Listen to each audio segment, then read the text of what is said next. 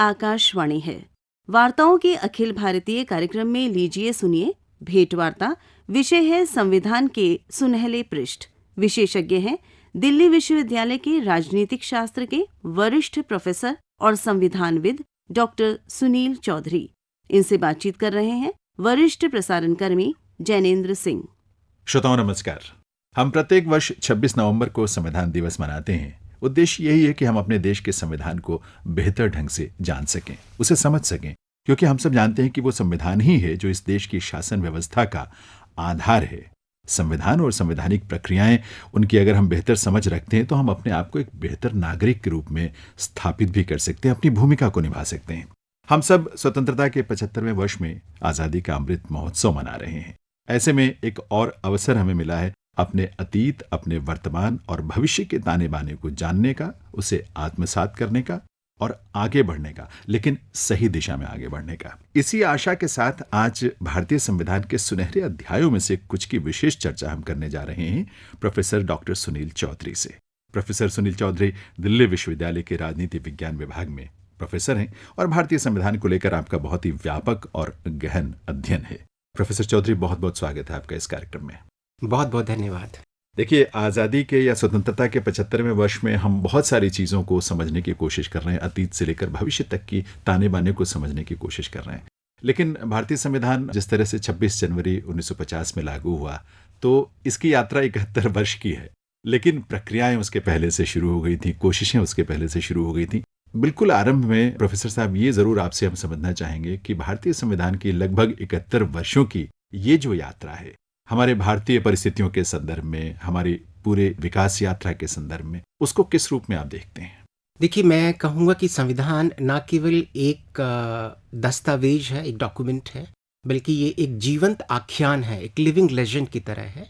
और जब मैं इसको एक जीवंत आख्यान के रूप में देखता हूँ, तो भारतीय संविधान न केवल बहुत वृहत, व्यापक एंड विस्तृत संविधान है, बल्कि इन 7 दशकों में, 71 वर्षों में भारतीय संविधान निरंतरता और परिवर्तन का परिचायक है। अर्थात इन 7 दशकों में भारतीय राजनीति, राजनीतिक व्यवस्था, संस्थाएं और सरकारों ने किस प्रकार से अपने कार्यशैली को कार्यान्वित किया है, वो संविधान उनका एक मुख्य आधार प्रदान करता है। उस संदर्भ में संविधान एक ऐसा आधारभूत संरचना है जो सरकारों को उनकी कार्यशैली के लिए उनके विजन और मिशन को रेखांकित करता है। उस संदर्भ में अगर हम देखें तो भारतीय संविधान अपने आप में एक बहुत महत्वपूर्ण भूमिका निभाता है। विश्व के ऐसे बहुत सारे देश तो नहीं है जहां संविधान नहीं है, लेकिन 3 ऐसे जरूर देश है जो कहीं ना कहीं भारतीय राजनीतिक व्यवस्था को प्रभावित करते रहे हैं। उसमें एक जो मौलिक रूप से जिसने भारतीय संविधान को बहुत प्रभावित किया है, यूनाइटेड किंगडम। दूसरा एक संविधान है जो इजराइल से जाना जाता है, उसका भी एक लिखित संविधान नहीं है, और न्यूजीलैंड। तो ये 3 ऐसे बड़े देश हैं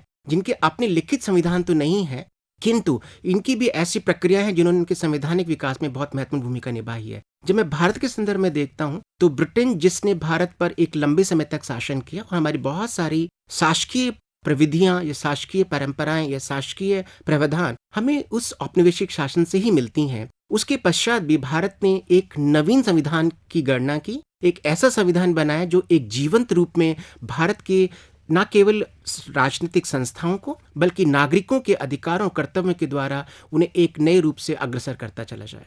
देखिए, एक बहुत सुंदर सम्मिश्रण मुझे दिखता है।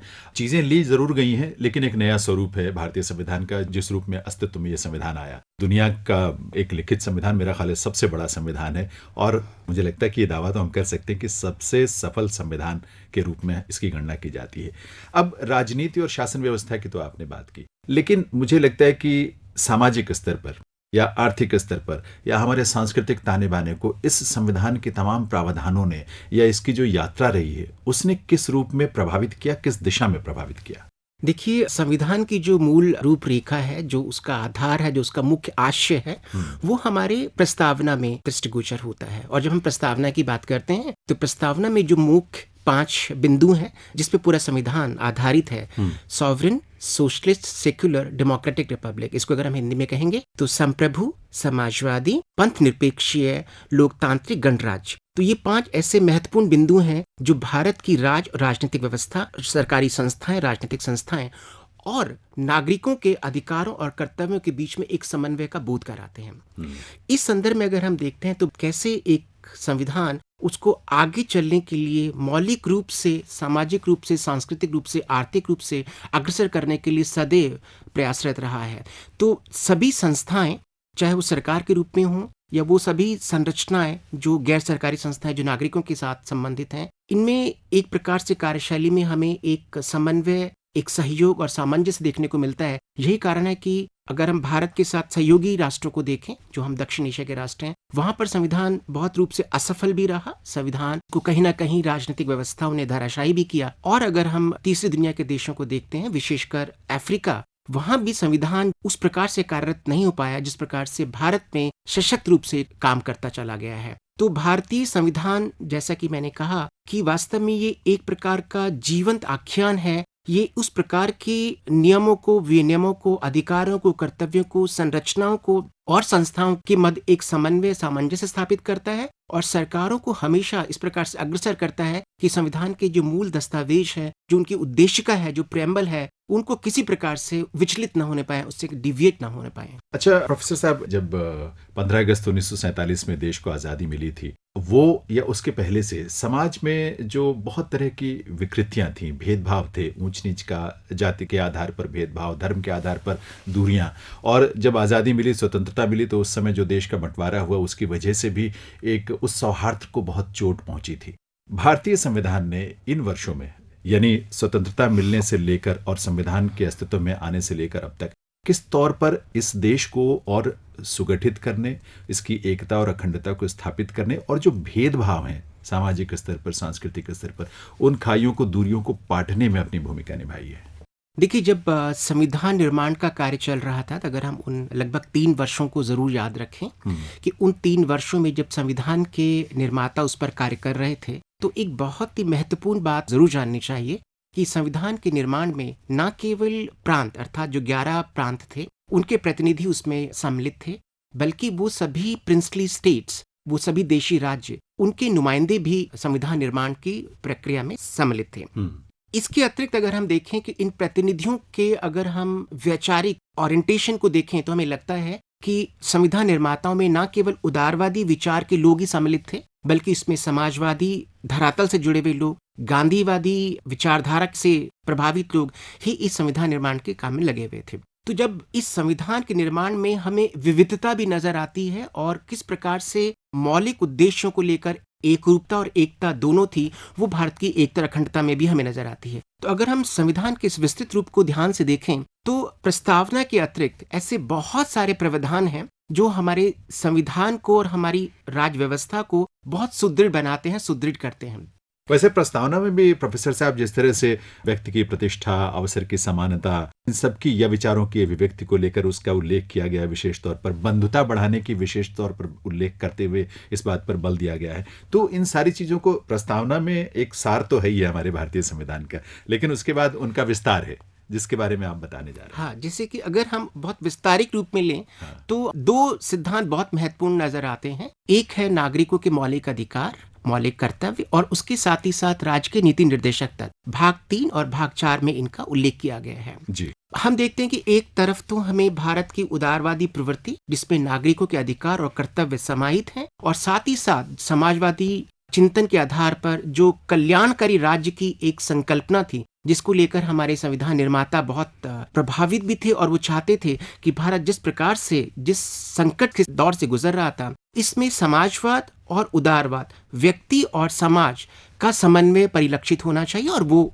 भाग 3 और भाग 4 में, भाग 3 में नागरिकों के जो मौलिक अधिकार हैं, वो समानता और स्वतंत्रता से लेकर संवैधानिक उपचारों तक के अधिकार हैं। और उसी प्रकार से हम नागरिकों के मौलिक कर्तव्यों का भी अगर हम ध्यान दिलाना चाहें, तो वो कैसे भारतीय नागरिक राष्ट्र के प्रति, संविधान के प्रति समर्पित होकर इस संविधान को, राष्ट्र को सदैव आगे बढ़ाने का प्रयास करें, और अपने कार्यशैली में वो जो विविधताएं हैं, जो सामाजिक, आर्थिक, या हम कहें कि जाति, भाषा या धार्मिक आधार पर जो विभिन्नताएं हैं, वो दूर हो सके। यही कारण है कि संविधान में इन सब का बहुत बड़े रूप से उल्लेख किया गया है, और ऐसा माना गया है कि ये जो नागरिकों के अधिकार हैं, ये सब अधिकार उन्हें न केवल स्वायत्तता और स्वतंत्रता देते हैं बल्कि स्वच्छंदता का भी आभास कराते हैं, ताकि उनका राज्य के प्रति, सरकार के प्रति और राष्ट्र के प्रति कर्तव्य बराबर बना रहे। लेकिन उसमें ये जरूर है कि आपकी स्वतंत्रता दूसरे की स्वतंत्रता में बाधा ना पैदा करे। एक संतुलन भी इस रूप में बनाकर रखा गया है। जो मौलिक कर्तव्यों की आपने बात की, मुझे लगता है क्योंकि ये संविधान के भाग 4 क में अनुच्छेद 51 का, उसमें शायद इनका उल्लेख किया गया है, वो आप बेहतर हमें थोड़ा बता पाएंगे।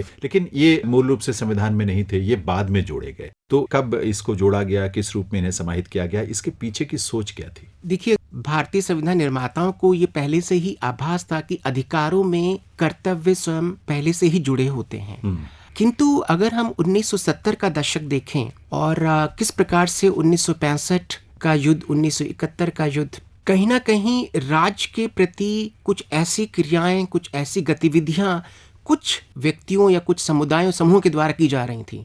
बहुत स्वाभाविक है कि ये एक बहुत विस्तृत राष्ट्र है, इसमें बहुत विविधता है, और जब विविधता वाला राष्ट्र होता है तो हम ये मानकर चलते हैं कि स्वतंत्रता के नाम पर ऐसे बहुत सारे समूह और समुदाय हैं जो राज्य के खिलाफ, सरकार के खिलाफ अपने अधिकारों का प्रयोग करना चाहते हैं। 1975 में जब ये चीजें काफी परिलक्षित होने लगीं, तो भारत सरकार ने 42वें संविधान संशोधन के रूप में इसको सोचा कि नागरिकों के अधिकारों को अगर नागरिकों के कर्तव्यों के साथ जोड़ दिया जाएगा तो कहीं ना कहीं राष्ट्र के सशक्त होने में ये बहुत महत्वपूर्ण भूमिका निभाएंगे। इसलिए 42वें संवैधानिक संशोधन में जो पार्ट 4A है, जिसमें हम मौलिक कर्तव्यों का उल्लेख करते हैं, जो 10 कर्तव्य जोड़े गए, और बाद में आपने जैसे देखा होगा कि शिक्षा का अधिकार भी उस मौलिक कर्तव्य के अंदर 11वें के रूप में जुड़ता चला गया। तो एक इसकी बहुत शालीनता कहें, बहुत खूबसूरती ये है कि भारत का जो संविधान है ये एक प्रकार से लाइव है, ये जीवंत है। समय और परिस्थितियों के अनुसार इसमें आवश्यक परिवर्तन किए जाते हैं जो राज्य और राष्ट्र के सशक्त होने में, उसके सुदृढ़ होने में महत्वपूर्ण भूमिका निभाते हैं। अच्छा, देखिए, मूल रूप से 395 अनुच्छेद थे संविधान में, या 25 भागों में विभाजित था 8 अनुसूचियों के साथ। लेकिन इतने वर्षों में जो संशोधन हुए हैं, उन संशोधनों के बाद अब तो और भी ज्यादा नई नई चीजें जुड़ी हैं। इसमें कितना विस्तार हुआ, अगर हम गणना के हिसाब से कहें, कितने अनुच्छेद, कितने संशोधन अभी तक हुए हैं? देखिए, जब भारत स्वतंत्र हुआ और ये पूरी प्रक्रिया चली, तो 26 नवंबर 1949 को जब संविधान ने फाइनली अपना एक नया रूप लिया, उस पर हस्ताक्षर हुए, और जब वो कार्यान्वित हुआ 26 जनवरी 1950 में, तो 395 अनुच्छेद, 22 भाग और 8 अनुसूचियां थी। चूंकि ये इतना व्यापक वृहत संविधान है, तो इस संविधान को और सरलीकरण के लिए इसको 22 भागों में बांटा गया है। जैसे भाग 1 अगर भारत राष्ट्र के बारे में, भारत के बारे में बताता है, भाग 2 नागरिकता का बोध कराता है, भाग 3 और 4 मौलिक अधिकारों और राज्य के नीति निर्देशक तत्वों का व्याख्यान करते हैं। उसी प्रकार से भाग 15, 16, 17, 18, 19 वो चुनाव, ये संविधान संशोधन की बात करते हैं। तो 22 भागों को 395 अनुच्छेदों के अंदर वर्गीकृत किया गया, और प्रशासनिक गतिविधियों को पूर्ण रूप से परिचालन करने के लिए और बहुत सारे अनुच्छेदों को और सुदृढ़ीकरण करने के लिए, सरलीकरण करने के लिए 8 अनुसूचियां भी बनाई गई। लेकिन हम इन 7 दशकों में अगर हम देखें तो भागों की संख्या 22 ही रही है। उसमें एक भाग जो है, जो भाग 7 है, जो 20 राज्यों से संबंधित था, वो भाग जिसमें जम्मू कश्मीर, हैदराबाद, उसे समाप्त कर दिया गया है, और 4 भाग उसके साथ जुड़े हैं, जिसमें भाग 4A जो मौलिक कर्तव्यों की बात कर रहा है, भाग 9A और B जो पंचायत और कोऑपरेटिव्स की बात करता है, भाग 14A जो ट्राइब्यूनल्स की बात करता है। तो ये जो भागों का इसमें जुड़ाव हुआ है, ये 22 को 26 भाग नहीं बनाते हैं, लेकिन कहीं ना कहीं उसी में जुड़ते हैं। भाग 22 ही हैं, इनमें 4 भाग और जुड़ गए तो आपने 26 कह सकते हैं, और एक भाग जो कि इसमें से हटा दिया गया है तो 25 हो गए। पर हम कह सकते हैं कि इस समय भारत के संविधान में 21 भाग हैं। एक भाग जो भाग 7 है वो हटा गया है। 8 अनुसूचियां थी प्रारंभ में, जो 9, 10, 11, 12, 4 अनुसूचियां और जुड़ी हैं। हम सब जानते हैं कि 9वीं अनुसूची और 10वीं अनुसूची क्रमशः न केवल उन प्रावधानों की बात करते हैं जो संसद को वो अधिकार प्रदान करते हैं कि उन कल्याणकारी विषयों से संबंधित जो कानून है वो न्यायपालिका के हस्तक्षेप से बाहर रहें। जो 10वीं अनुसूची है वो एंटी डिफेक्शन के बारे में बात करती है। 11वीं और 12वीं अनुसूची जो है, जो हम 73वें और 74वें संविधान संशोधन के द्वारा लेकर आए हैं, वो पंचायत और नगर पालिकाओं की बात करती है। उसी प्रकार से अगर हम अनुच्छेद देखें तो अनुच्छेदों की संख्या 395 ही है, लेकिन गत कई वर्षों में अनुच्छेद भी एक के बाद एक जुड़ते चले गए हैं। अगर आपसे कोई पूछे कि वैसे तो 448 अनुच्छेद के लगभग हम कुल अनुच्छेद है, जैसे कि बहुत महत्वपूर्ण अनुच्छेद जो अभी हाल ही में जुड़ा है, जिसको हम शिक्षा के अधिकार के रूप में देखते हैं, बट अगर आप कोई कहे कि 396 अनुच्छेद क्या है, 397 अनुच्छेद क्या है, तो हम बताने में असमर्थ होते हैं। ये वो अनुच्छेद है जो हमारे एग्जिस्टिंग जो हमारे आर्टिकल्स हैं उसके साथ जुड़ गए हैं। अच्छा देखिए, वैसे आम नागरिक के रूप में हमें बहुत ज्यादा इन आंकड़ों की जरूरत तो नहीं होती, लेकिन मुझे लगता है कि राजनीति शास्त्र के विद्यार्थियों को लेकर उनके मन में ये भ्रम जरूर पैदा होगा कि वो वस्तुतः क्या लिखें और वस्तु स्थिति क्या है। लेकिन आपने जो 73वें और 74वें संशोधन की बात की प्रोफेसर साहब, क्योंकि मुझे लगता है कि 1993 में ये संशोधन जब किए गए थे, उसने जो देश की लोकतांत्रिक व्यवस्था थी उसको किस रूप में मजबूती प्रदान की, किस रूप में उसे विस्तार दिया, इसके बारे में आपसे जरूर थोड़ा जानना चाहेंगे, क्योंकि ये बहुत महत्वपूर्ण प्रावधान है ऐसा लगता है। भारतीय संविधान वास्तव में यूनियन ऑफ स्टेट्स के रूप में जाना जाता है, राज्यों का संघ है। तो 1950 में जब ये परिकल्पना है कि भारत एक राज्यों का संघ है जिसमें केंद्र है और राज्य हैं। स्वतंत्रता से पहले राज्यों को प्रांत कहा जाता था, जो उसी प्रकार से निर्वाचित प्रांत हुआ करते थे, और वो प्रिंसली स्टेट्स थे जिन पर राज्य रजवाड़ों का शासन था। तो प्रांतों को स्वतंत्र भारत ने संविधान के बाद राज्यों की संज्ञा दी है। तो भारत राज्यों का एक संघ है, और चूंकि इसमें संसदीय शासन व्यवस्था है, तो एक जो शक्तियों का विभाजन है वो केंद्र और राज्यों में हुआ है। 1950 से अगर हम देखें तो केंद्र और राज्यों के मध्य जो सरकारें थीं, जो शक्तियों और कार्यों के रूप में पूर्ण रूप से विभाजित, संवैधानिक रूप से विभाजित थीं, तो उसमें एक बहुत महत्वपूर्ण एक इकाई है जिसको हम स्वशासन की इकाइयां गांधी जी भी कहा करते थे, पंचायती राज संस्था। अर्थात किसी भी शासकीय व्यवस्था के 3 महत्वपूर्ण चरण होते हैं, 3 महत्वपूर्ण लेयर्स होती हैं। केंद्रीय स्तर पर संस्थाएं, राज्य स्तर पर संस्थाएं और स्थानीय स्तर पर संस्थाएं। 73वें और 74वें संविधान संशोधन के द्वारा स्थानीय स्तर पर जो संस्थाएं थी, जो कहीं ना कहीं बलवंत राय मेहता समिति, अशोक मेहता समिति के द्वारा 1967, 68 के बाद किसी न किसी रूप में कार्य कर रही थी, उनको संवैधानिक जो दर्जा मिला वो 73वें और 74वें संविधान के द्वारा मिला, जिसमें ग्रामीण स्तर पर पंचायत राज संस्थाओं का गठन किया गया और उनको संवैधानिक रूप से हर 5 वर्ष में उनका चयन, उसकी फंडिंग, उनके वो अधिकार, वो दायित्व सुनिश्चित किए गए।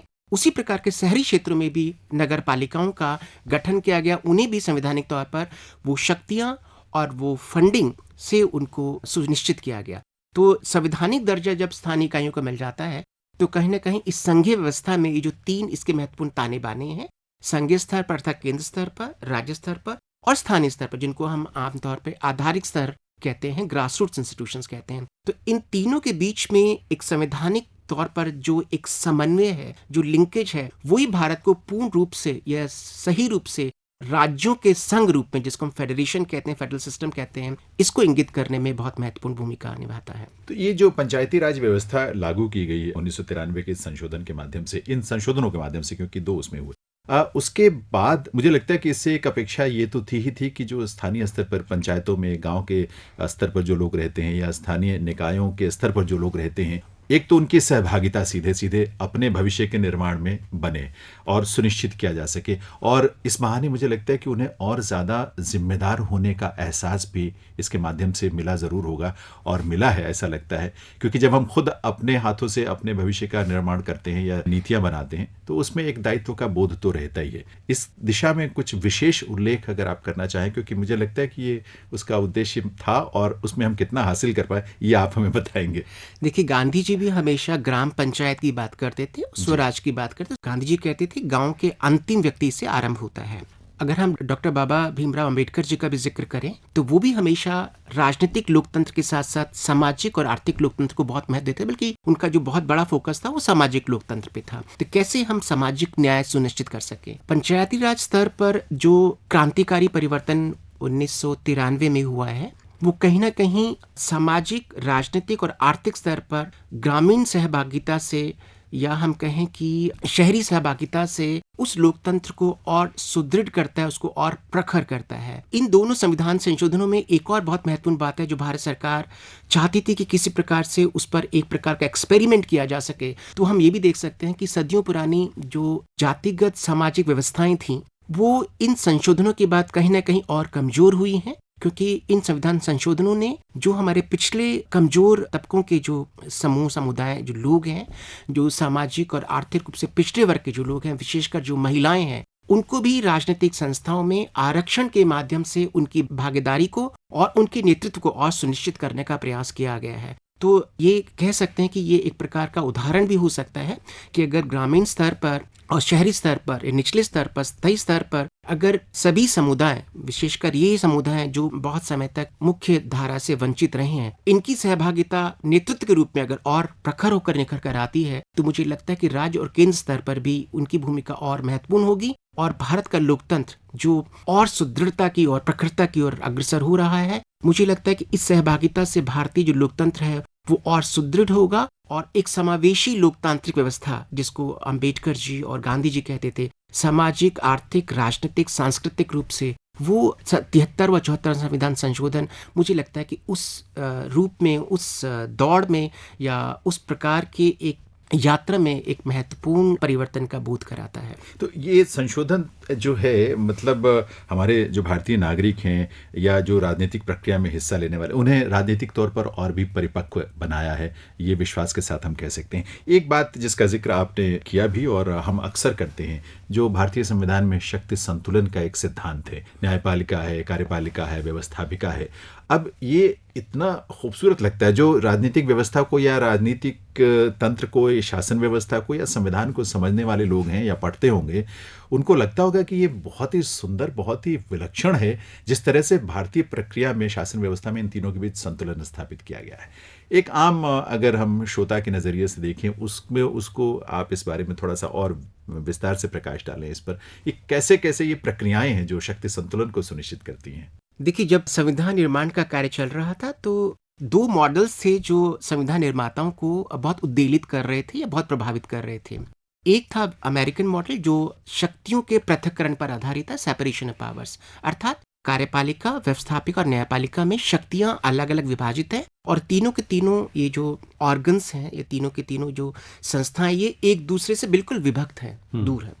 दूसरी तरफ ब्रिटिश मॉडल था जो कहीं ना कहीं सेपरेशन ऑफ पावर्स की बात नहीं कर रहा था, शक्ति पृथक्करण की बात नहीं कर रहा था, वो डिवीजन ऑफ पावर्स की बात कर रहा था कि शक्तियों का विभाजन होना चाहिए और शक्तियों का विभाजन व्यवस्थापिका, कार्यपालिका और न्यायपालिका के बीच में हुआ। व्यवस्थापिका और कार्यपालिका चूंकि हमारे यहाँ संसदीय शासन व्यवस्थाएं हैं, तो इन दोनों के बीच में हमें शक्तियों का सम्मिलन, सम्मिश्रण देखने को मिलता है, क्योंकि जो दल व्यवस्थापिका में अपनी महत्वपूर्ण भूमिका निभाता है, उसमें विजयी होता है, वही कार्यपालिका का निर्माण करता है। तो हमें, लेकिन फिर भी अंकुश उस पर रहता है। जी हाँ, जो महत्वपूर्ण बात है डिवीजन ऑफ पावर्स में, जो न्यायपालिका है वो स्वायत्त भी है और स्वतंत्र भी है।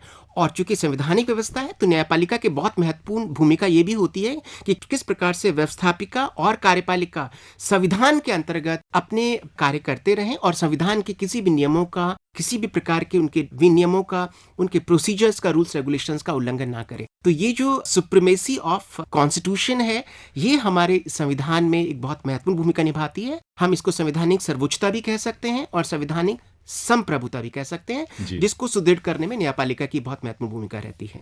अच्छा, देखिए, चूंकि ये भारतीय जो हमारा तंत्र है, पूरी व्यवस्था है, लोकतांत्रिक व्यवस्था है और दुनिया का सबसे बड़ा लोकतंत्र इसको माना जाता है, और शायद 1947 या उसके आसपास का समय ऐसा रहा होगा जब लोग अविश्वास भरी दृष्टि से देखते रहे होंगे कि इतना बड़ा देश जहाँ पर शिक्षा का स्तर बहुत अच्छा नहीं है, गरीबी है, ये तमाम चुनौतियाँ थीं उस समय। वो किस तरह से अपने सार्वभौमिक जो वयस्क मताधिकार जो प्रदान किया जा रहा है संविधान के माध्यम से, उसको किस तरह से वो और मजबूत कर पाएगा। लोगों को लगता था पता नहीं कब तक ये कैसे चलेगा। भारतीय व्यवस्था ने और संवैधानिक व्यवस्था ने किस रूप में इसे और सशक्त किया है, जो हमारा सार्वभौम वयस्क मताधिकार संविधान में जो अधिकार दिया गया है। देखिए, विश्व को भारत से जरूर सबक लेना चाहिए कि 1950 में जब संविधान पूर्ण रूप से लागू हुआ तो सबसे जो महत्वपूर्ण सिद्धांत था जो लोकतांत्रिक प्रक्रिया के परिचालन में और उसको सशक्त करने में महत्वपूर्ण भूमिका निभा सकता था, वो था सर्वस्व मताधिकार। और विश्व में जब संपत्ति के आधार पर, शैक्षिक योग्यताओं के आधार पर वयस्क मताधिकार दिया जा रहा था, भारत ने वो वयस्क मताधिकार बिना जाति, भाषा, धर्म, शिक्षा, लिंग भेद और इवन संपत्ति के आधार पर सबको सर्वस्व मताधिकार प्रदान किया। और हम जानते हैं कि कैसे 1961 में संविधान संशोधन में उस आयु को, 21 वर्ष की आयु को घटाकर 18 वर्ष भी क्या कहता है कि युवाओं का प्रतिनिधित्व भी लोकतांत्रिक व्यवस्थाओं के परिचालन में महत्वपूर्ण भूमिका निभाता रहे। तो अगर हम पहली लोकसभा के चुनाव से लेकर और 17वें लोकसभा के चुनाव को देखें और पहली विधानसभा के चुनाव को लेकर लगभग 300 विधानसभाओं के चुनाव इन पिछले 7 दशकों में हुआ है, तो जो सहभागिता है, जन सहभागिता है, वयस्कों की जो सहभागिता है, लोकतांत्रिक संस्थाओं को और सुदृढ़ बनाने के लिए, उनके परिचालन में, और कैसे प्रतिनिधियों को जनता के प्रति उत्तरदायी बनाने के लिए इस भूमिका को मुझे लगता है विश्व का कोई भी देश उसको नज़रअंदाज नहीं कर सकता है। ये वो बहुत विशिष्टताएं हैं जिसमें चुनाव आयोग ने बहुत सक्रिय होकर कार्य किया है। और जो युवा मतदाता है, क्योंकि शिक्षा का स्तर बढ़ा है, तो ना केवल हमारे यहाँ लिटरेट्स की संख्या बढ़ी है, बल्कि हम ये भी कह सकते हैं साक्षरों के साथ साथ शैक्षिक युवाओं की, शैक्षिक लोगों की भी संख्या बढ़ी है। और उन्होंने इस लोकतांत्रिक व्यवस्था को चलाने में, लोकतांत्रिक व्यवस्था को और उत्तरदायी बनाने में बहुत ही महत्वपूर्ण भूमिका निभाई है। इसलिए हम कह सकते हैं कि स्टेट और सिटीजन्स, राज्य और नागरिक, अर्थात सरकार और नागरिक के मध्य जो संबंध है वो और प्रगाढ़ हुआ है और सुदृढ़ हुआ है। और दोनों एक दूसरे के प्रति, अगर सरकार अपने अधिकारों के द्वारा जनता के प्रति उत्तरदायी है, तो जनता भी कहीं ना कहीं अपने अधिकार और कर्तव्य के द्वारा शासन के प्रति उत्तरदायी है। तो इस प्रकार को जो समन्वय है, मुझे लगता है इतने विस्तृत वृहत लोकतंत्र में शायद और कहीं देखने को नहीं मिलता। हम देख सकते हैं कि कैसे हमारा वोटिंग पार्टिसिपेशन है वो कितना बढ़ा है। और इन पिछले लोकसभा चुनावों में और विधानसभा चुनावों में हर मतदाता ने बढ़ चढ़कर उसमें हिस्सा लिया, जो इस बात का प्रतीक है कि कैसे भारत का जो लोकतंत्र है वो उसकी सबसे बड़ी शक्ति है। और ये मतदाता इसी लोकतंत्र को और सुदृढ़ बनाकर लोकतांत्रिक संस्थाओं को और उत्तरदायी बनाने का प्रयास करता रहेगा। अच्छा प्रोफेसर साहब, संविधान में चूंकि इसे कहा जाता है कि ये लचीला भी है पर कठोर भी है, साथ ही साथ अभी तक कितने संशोधन हुए हैं? देखिए, आखिरी जो संशोधन हुआ है वो 104वां संशोधन हुआ है। अगर संशोधन को हम बहुत सरल भाषा में समझने का प्रयास करें तो पहला संशोधन जो 1951 में हुआ था, और आखिरी संशोधन जो 104वां संशोधन है, जो हमारे अनुसूचित जाति जनजातियों के आरक्षण को लेकर है। तो इन संशोधनों को हम देखें तो ये संशोधन इसलिए भी है क्योंकि संसद बहुत सारे प्रावधानों को बहुत सरल तरीके से सामान्य बहुमत से उसको पारित कर सकती है। ऐसे बहुत सारे विषय हैं, जैसे राज्यों का निर्माण है, राज्यों का बाउंड्रीज का परिवर्तन करना है, उनके नाम को लेकर परिवर्तन करना है। संविधान कुछ ऐसे विषय हैं जिनको हम अनुच्छेद 368 के माध्यम से ही परिवर्तित कर सकते हैं, संशोधित कर सकते हैं। और इसमें आमतौर पर हम आरक्षण के मुद्दे को देखते हैं। बहुत सारे 368 अनुच्छेद के अंतर्गत आते हैं। इसको हम कह सकते हैं कि संसद की 2/3 जो सदस्यता है या 2/3 जो बहुमत है वो बहुत आसानी से नहीं मिल पाता है। तो इसलिए कुछ ऐसे प्रावधान हैं जिनको हम थोड़ा कठिन प्रकार से संशोधित कर सकते हैं, ताकि कोई भी सरकार बहुत सरलता से उसमें संशोधन ना कर सके। और तीसरा और अंतिम जो प्रयास है वो होता है, जो अंतिम विधि है वो है कि 2/3 बहुमत, और जो विषय राज्यों से संबंधित हैं तो वो 50% से अधिक राज्यों की सहमति के द्वारा भी वो संशोधन किया जा सकता है। और हम देख सकते हैं कि हाल ही में जो संशोधन हुआ है, जिसको हम वन नेशन वन टैक्स के रूप में देखते हैं, GST, वो उसी के अंतर्गत आता है। तो एक सरल विधि के द्वारा, सरल बहुमत से, दूसरा 2/3 बहुमत से, और तीसरा 2/3 बहुमत और राज्यों की स्वीकृति के द्वारा। जी श्रोताओं, 1946 में चुनाव द्वारा संविधान सभा का गठन किया गया था, जैसा कि प्रोफेसर चौधरी ने भी बताया। और इस संविधान सभा ने 2 वर्ष 11 माह और 18 दिन की लंबी अवधि में बहुत ही गहन विचार विमर्श के बाद स्वतंत्र भारत के लिए एक विस्तृत संविधान तैयार किया। 26 नवंबर 1949 को संविधान स्वीकृत और अंगीकृत हुआ और 26 जनवरी 1950 को ये अमल में लाया गया, यानी लागू हुआ। उसी भारतीय संविधान के कुछ महत्वपूर्ण अध्यायों को, पृष्ठों को, पहलुओं को आज हमने प्रोफेसर डॉक्टर सुनील चौधरी से उस पर चर्चा की है। बहुत बहुत आभार प्रोफेसर सुनील चौधरी साहब आपका स्टूडियो में आने के लिए और इस चर्चा के लिए। भारतीय संविधान को लेकर मुझे लगता है कि बहुत समझ की आवश्यकता हमको हमेशा रहेगी, और आज आपकी बातचीत से हमें निश्चित रूप से इसका बहुत लाभ मिलेगा। बहुत बहुत धन्यवाद। संविधान के सुनहले पृष्ठ, इस विषय पर वार्ताओं के अखिल भारतीय कार्यक्रम में अभी आप ये भेंट वार्ता सुन रहे थे। विशेषज्ञ थे दिल्ली विश्वविद्यालय के राजनीतिक शास्त्र के वरिष्ठ प्रोफेसर और संविधानविद डॉक्टर सुनील चौधरी। आपसे बात कर रहे थे वरिष्ठ प्रसारण कर्मी जैनेन्द्र सिंह। प्रस्तुति सहयोग कीर्ति बैद और प्रस्तुतकर्ता थी मधुलिका श्रीवास्तव। ये कार्यक्रम आकाशवाणी के दिल्ली केंद्र से प्रसारित किया गया।